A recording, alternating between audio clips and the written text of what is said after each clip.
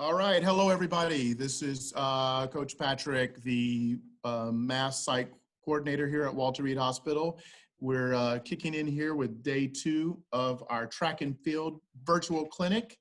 And today we're going to be going over some of the warm-up stretching and just some of the track specific items in the recordings that you'll have today. And Coach Rodney is going to be taking the lead on that. You met him yesterday, and he has a wonderful athlete who's going to be demonstrating for us today, which he'll introduce here in a minute. Then there's Brooke. There you go. We're really excited. So once again, all this will be recorded, and you can find it all on the Warrior Care website. Once again, the Warrior Care website. But if you have any questions, feel free to reach out to me. All right, Coach Rodney, take it over. All right. Thank you, Coach Patrick. So what we're going to do today, and by the way, I'm Coach Rodney Carson. I've been a coach at the Warrior Games for Team Army and Team Marine Corps for 7 years. And also I coached Team USA at 2 Invictus Games. So it's been an honor and privilege working with our wounded warriors. So what we're going to do today is we're going to start off with dynamic warm-up. And basically the purpose of dynamic warm-up is to get the body and the mind ready for the workout. It's all about injury prevention. Ideally, we would be outdoors. So what you'd want to do is jog a lap around the track or around the park, wherever you're at, to get that body core temperature up, because your muscles are like rubber bands. And, rubber band, if you stretch it, if it's cold, it's only stretch so far and it'll snap. Okay, so we want to warm them up so they don't snap up. So again, I would advise jogging a lap before you actually start doing the dynamic warm-up. When we do dynamic warm-up in track and field, some of the movements will kind of mimic the movements when you're actually running, whether you're a sprinter or a distance runner. I primarily ran in the sprints. My daughter Brooke, she, by the way, is a sprinter at University of Nevada, Reno. And again, this is all about injury prevention, especially when you're a sprinter, because you're doing a lot of stretch, contract, and loading up that muscle. So you want to make sure you're warmed up so you don't get hurt, and also for maximum performance. Even if you're a distance runner, a middle distance runner, by the way, these drills are going to be beneficial, because at the end of a race, I don't care if you're a 1,500 meter runner, 3,000 meter runner, what if it's a close race to the finish? You're going to change up your running mechanics into sprint mechanics down the last stretch there. So again, these dynamic warm-up drills that we're going to go through are going to be very, very beneficial, again, for injury prevention. So we're going to go and get started. And we're going to just kind of improvise, adapt, and overcome, because it's going to be done basically here in my office. So we're just going to kind of go like 5 yards or so. And you can see Coach Patrick has got the list of instructions, our agenda right there. We're going to go through the first one. That's Hiney Walk. So what I'm going to do is I'm going to kind of do some coaching cues as we do this. Okay, so Brooke's going to go and do Hiney Walk. Notice how the knees coming up about hip level. Elbows are back. That's backside mechanics there. Okay. Notice the hands. Okay. Pocket to socket. So when we say that, okay, thanks, Brooke. We want to be right here. Okay. We don't want to have the hands going above our head. Okay. Or way down here. We want to stay pocket to eye socket, front side, back side, arm mechanics. Okay. It's all about efficiency. You don't want your arms going out here. That's wasted motion. We want everything nice and loose. Some people tend to run with their hands closed like this. I personally like to run with my hands open, okay? If you're a sprinter or a runner that runs with your hands closed, what I always say is just imagine having 2 small bags of chips, okay? You don't want to pop the bags. You want to stay nice and loose, okay, if you're a runner that tends to have your hands closed. I tend to stay like this because it helps me stay nice and relaxed. Okay, so the reason why you want to do that is because if you start making a tight fist as you're running, okay, your forearm's going to get tight, your shoulders will get tight. Okay, next thing you know, the lactic acid or the muscle fuzz will set in real quick, and that will change your running mechanics really, really fast, and you will tend to decelerate, faster. You don't want that to happen in the sprint. It's all about running with efficiency and also running relaxed. Okay, so we're going to do that one more time. Okay, she's going to go knee up, and notice how when she brings the foot up, that's called dorsiflex position. Point your foot forward, okay? What that does, it sets up, okay, the force application of the foot driving into the ground. Okay, good to go. All right, so remember those two things: pocket to socket with the arm motion. Okay, front side right here, and back side. Some people tend to do this drill like this. I call this chopping bread. No, you need to have the full arm swing. Your arms are levers in running, whether you're a sprinter, okay, middle distance runner, okay, or a distance runner. You need to get the full arm swing like this, but you don't want to open up too much at the same time. You don't want to be way out here. What I call another coaching cue, I call it beating the drum. Imagine you have like little bongo drums right here to your side, okay, and you're just right here, boom, boom, boom, using those shoulders, using the chest and arms, okay, muscles, just like that. You don't want to be out here, especially when you start fatiguing, especially in a 400-meter race, having the arms or your levers way out here, okay? That slows the movement down. That's going to affect your stride length, okay? And it's going to affect your overall speed. So you want to stay right in here. Nice and relaxed. You don't want to pull your shoulders, okay, up into the ears. You don't want to do this. Stay nice and relaxed. Okay, just like that. Okay, Coach Johnson, we're going to move on to the next one on that list of instructions or the agenda there for dynamic warm-up. Okay, we did high knee walking just to kind of go over the basic technique. So our next one will be high knee skipping. Okay, I think it has slip. It should be skip. But it's basically like that. You're just adding a little tempo, little rhythm. Okay, same mechanics, pocket to socket with the arms, bringing the elbow back.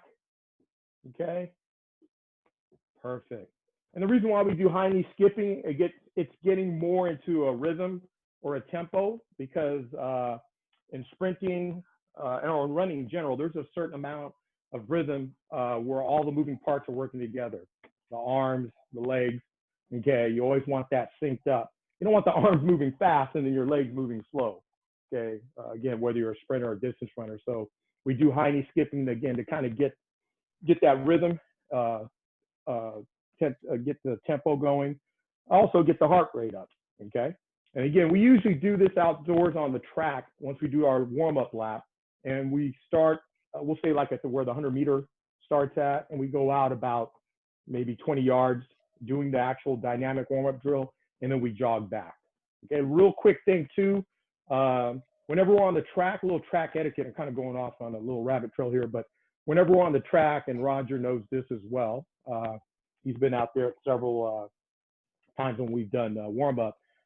Track etiquette, usually lanes 1 and 2 are what we call hot, especially when we have wheelchair racers out there.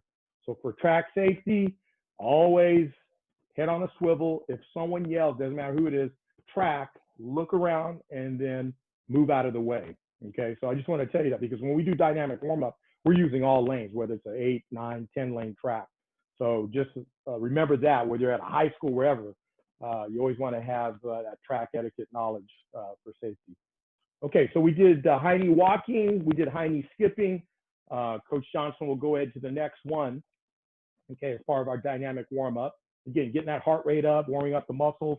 The next one's going to be butt kicks. So before we do this one, this is going to loosen up your quads, okay, and your hip flexors. On this drill, you're going to lean slightly forward. You're going to have your heels coming back to your buttocks, kind of like a kickback motion like so, okay? And you'll feel this right away, loosening up the quads and hip flexors, okay? So while Brooke is doing that, again, you can see she's still maintaining the arm, bent arm position, okay? Stretching out again the quads, hip flexors, okay? So whenever we do these drills, we always want to keep in mind the correct running mechanics. Very, very important.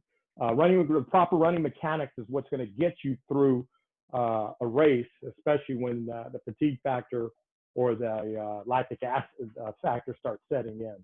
Okay, so that was butt kicks again, specifically to loosen up the quads and the hip flexors. Okay, so Coach Patrick, our next one, we'll go to our next one on the dynamic warm up. Okay, again, when you're doing this outdoors, you're going to be moving constantly. Even if some people go or get the drill, do the drill faster, and jog back and get back there before the other runners do, I'll have them jog in place. So once we start, we're rocking and rolling. We're staying on the move to keep that heart rate up. So our next one, we're going to do palm kicks. So you guys will hear me talk about this many times. You always got to know the difference between pain and discomfort. Okay, pain is that's your body saying, hey, I need to back off, because the last thing you want to do is pull a muscle or overstretch, because you can actually get hurt doing dynamic warm-up. So know the difference between pain and discomfort. You feel pain, that means that your body's saying, hey, you need to lighten up, or if it's really that bad, you might have to shut it down. Okay, discomfort, that's what we build on. Okay, that's how you get stronger mentally and physically. Okay, so when you do this drill, let's just say you did a lot of hamstring curls the day before. You have to be careful doing palm kicks, because you're going to specifically stretch out one of the primary movers in sprinting or running, your hamstrings.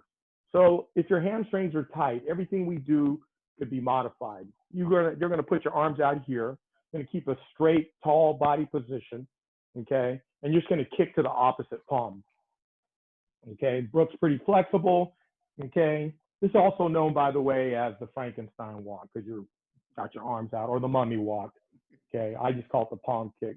So what you want to do is you're going to keep your body straight. You don't want to round your back. You want to exhale every time you kick, okay? According to your range of motion, your flexibility, okay? Don't start off high, okay? You can always start low, okay? And then work your way up. Exhale every time you do the stretch, okay? So that's a great stretch as part of dynamic warm-up for the hamstrings, okay? Always want to make sure you do that, because hamstrings, especially for a sprinter, that tends to be one of the injuries that a lot of sprinters get. So our next one will be chest and hamstring. Now this is a combo stretch. You're going to stretch out your hamstrings. You're also going to stretch out or open up the chest, because we're going to pull our arms back like so. Palms will be facing forward, okay? And then the leg, alternate the leg position going up, and we're going to clap underneath. So we're stretching again the hamstring, pulling the arms back, okay? Open up the chest, stretching the outer pec. So Brooke will do that away from the wall. Good, okay? And then she'll turn around, boom. Straight leg position, good body posture position, boom, good to go. So be careful when you do this indoors. Obviously, you want to stay away from the wall. We're just, again, it's all about improvise, adapt, and overcome. Obviously, you can do these in your backyard as well. But for today's purpose, training purposes, we're just doing them in the office here. Okay, so our next one after chest hamstring stretch will be lateral movement, okay? So I've got three there. We have karaoke running, we have jumping jacks, side straddle hops, and also Hiney run, okay? So on these here, you're gonna be moving, and when you go down 20 yards on a track or on the grass, you're gonna be moved to your left, doing the actual dynamic warm-up drill, okay, jog back, and then the next one, you'll go to your right. That way you do it in both directions. So the first one, okay, is going to be karaoke. So some people tend to carry the leg over. Personally, I don't think you need to do that. This is all about arms extended out, palms up. We're going to be swiveling our hips, loosen up our hips, okay? Just kind of doing it at a chop step. So Brooke, again, will demonstrate. And then she'll do it the other direction, facing that direction. There we go. Boom, okay? So swivel the hips, loosen up the hips, okay? And by the way, when we do lateral movement, very important, especially for sprinters, because as a sprinter, and especially the 200 meters, when you're negotiating around that turn, there's a lot of shearing forces that are going to be applied to your ankle, okay?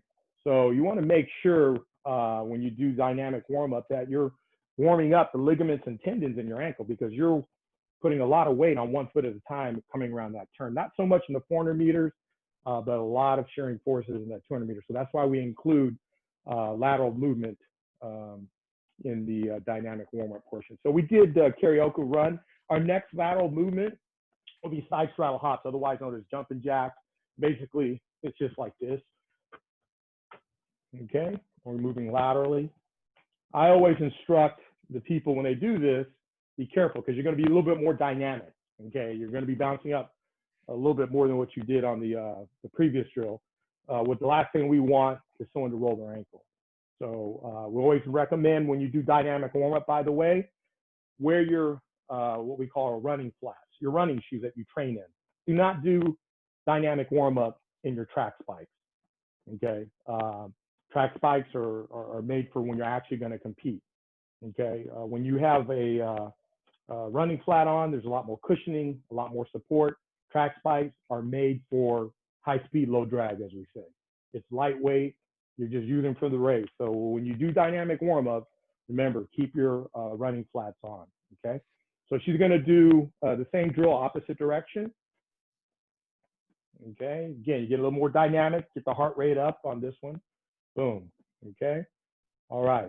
So some people tend to do it like this, this way also. Okay, they tend to cross the arms. Brooke could probably demonstrate that. Either way, it's fine. Okay, so we're warming up the upper body, lower body, that type of thing. So you can do it more like a jumping jack or more like a, I don't know, swaying motion with your arms, okay?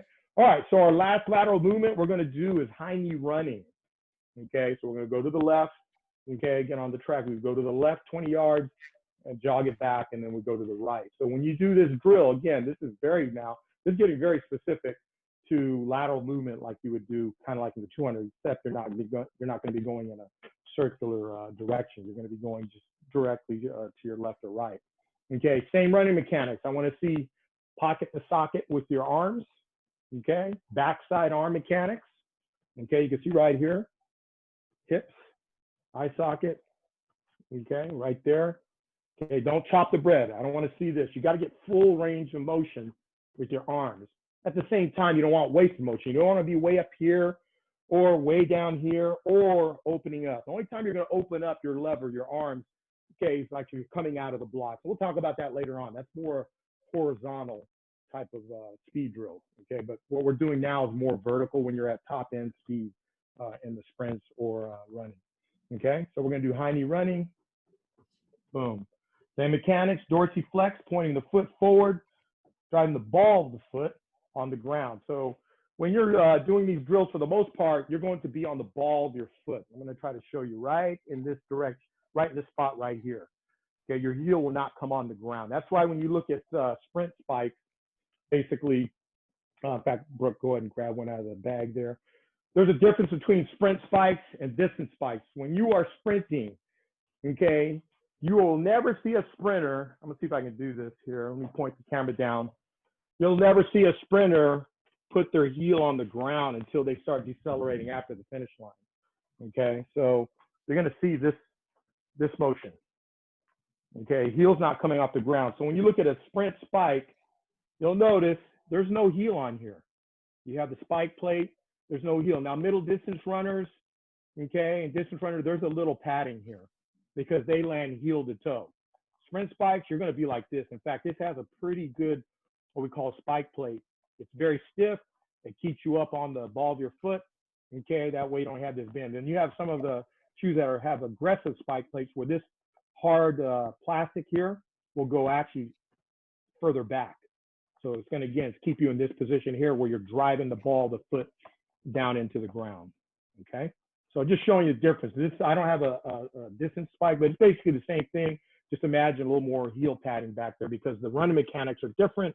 They're going to be landing from heel to toe, okay, rather than sprints. Okay, so where were we at here? We were doing lateral movements, Hiney Running. Okay, we'll go to the next one. Okay, so our next one would be Hiney Bounding. Now, typically on this, by the way, going back up, you don't need to go back, Coach Johnson. When we do Hiney Walking, okay, that was our first one, and then Hiney Skipping, I usually do those twice, okay, just kind of get things going. Hiney Bounding, again, to get more dynamic and get that heart rate up and warm the muscles up, the body up, we'll usually do 2 rounds of this. So they'll go up, down, jog back, Hiney Bound, and they'll go down again, jog back. This one here, it's going to change a little bit as far as the arm mechanics. You're not going to stay pocket to socket. You're going to open up your arms. It's going to be a lot more dynamic, meaning a lot more explosive. You're going to drive the hands or the arms above your head. You're going to get extended up.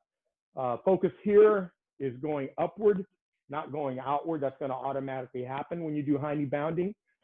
Maintain the same mechanics. When you bring the knee up, okay, you want to, again, dorsiflex, So when you place the foot down, it's in the proper position. You don't want to plantar flex like this. Okay, none of this river dance stuff. All right, so dorsiflex, boom, punch the ground. We'll get more into that later on. So Brooke's going to demonstrate Heine Bounding. Okay, there you go. Good. Okay, so she drives the arms up. Okay, and the feet will come off the ground on that. Okay, again, it's more dynamic, more explosive. You don't want to do a bound on this, keeping the feet on the ground. I want you thinking up, okay, and thrusting the arms up. In fact, I'm gonna have her do it again. This time, the arms are gonna, her hands are gonna get above her head. Okay, so drive the arms up. Boom. Okay, she's gonna do it one more time, go in that direction. Okay. Whoa. Okay, she came pretty close to the wall. Y'all didn't see that, but anyways, she's over here laughing. So, but yeah, that's a lot more explosive when you do that drill. Okay, and that kind of simulates, even though it's vertical, kind of coming out of the blocks. Okay, that's one time where you're going to open the arms up like so. Okay, so our next one after that, we go into like a little recovery dynamic stretch. This is a really good one. It's the scoot. I call it the scoot stretch. Okay, so when you do this, what we're going to be doing is we're going to be stretching everything right here: our hamstring, our calf, our Achilles tendon.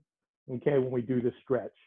So it's a scooping motion, going to alternate as you step forward. And you see Brooke, she's doing a scooping motion with her arms and hands.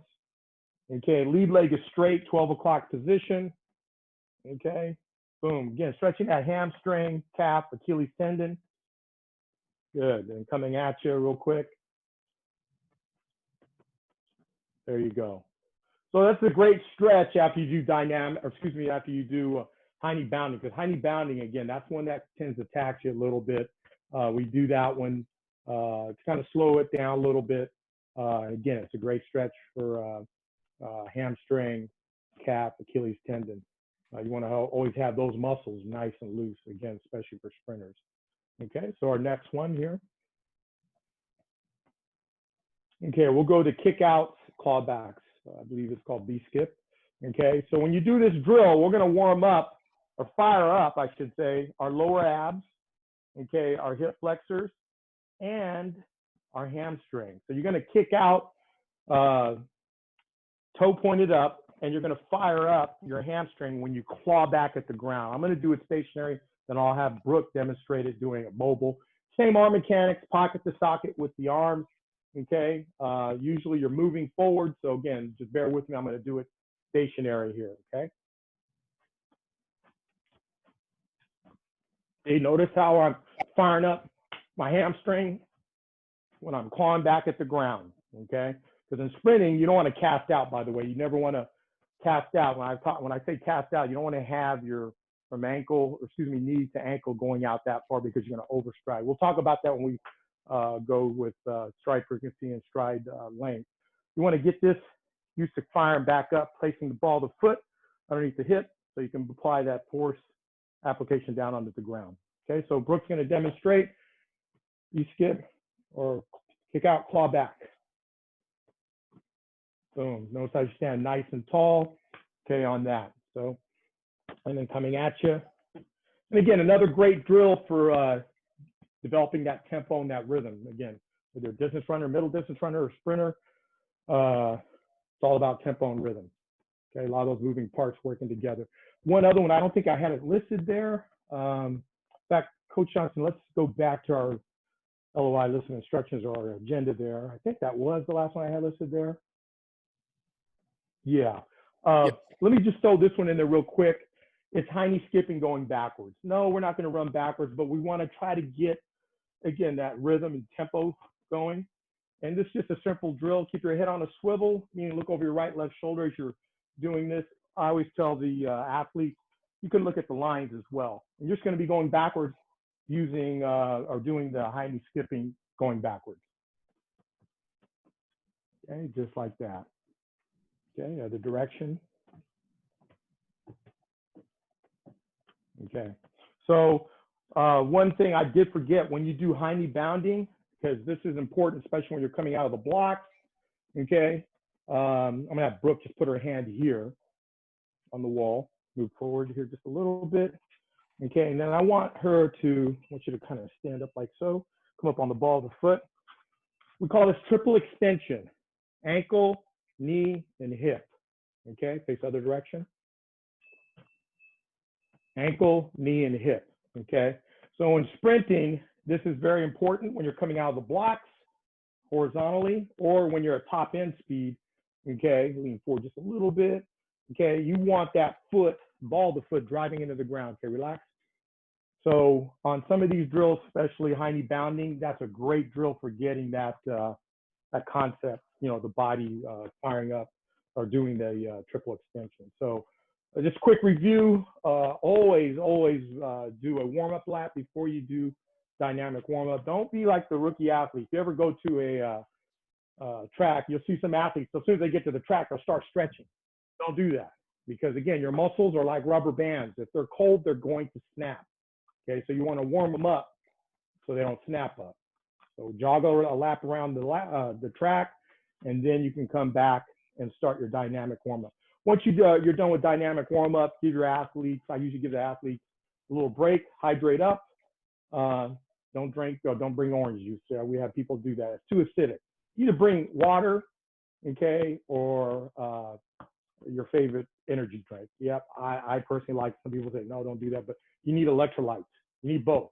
And some people say, oh, I don't drink those because it makes me, you know, leave an aftertaste. Well, it's kind of designed for that. So when you drink your Gatorade to get those electrolytes, okay, I'm gonna drink water as well. So now you're hydrating up, okay, and you're also getting those electrolytes in. So you gotta remember that, because especially, I'll say this real quick and we'll wrap it up. At last year's Warrior Games, I've trained all over the world because I also do kickboxing, but one of the worst places where I kickboxed was in Thailand. It was extremely hot and humid. That was the place I've never experienced before as far as heat and humidity. Last year's Warrior Games in Tampa Bay, Florida, that was HELL. It was extremely hot. The humidity index was so high, my freaking glasses were fogging up, along with my phone even. We had athletes passing out. We had coaches passing out. So for safety, okay, always stay well hydrated up. Don't feel like, okay, well, I just did dynamic warm-up. It's just dynamic warm-up. No, that's your time to, you know, recover and hydrate up. Because after that, after you do dynamic warm-up, now you're going to get into the actual workout. Okay, your body, your mind and body is now prepared to do the higher intensity stuff, the high-speed, low-drag stuff. Okay? All right. Okay, Coach. Well, thank you, Coach Carson. That was a great session on dynamic warm-up. Brooke, our elite athlete there, wonderful job demonstrating the exercises. I want everybody out there to use this session for dynamic warm-up, no matter what your sport is. It is all about warming up the body properly. That is a perfect example. So take the time and go and study this. We are going to continue on in a little bit with some more of our track and field workshop, but that concludes our dynamic warm-up. Once again, thank you, Coach Rodney Carson and his wonderful daughter, elite athlete Brooke. Go Nevada. And it's on behalf of the MASS program, Military Adaptive Sports Program. Get out there and run strong and run fast. Take care. Thank you.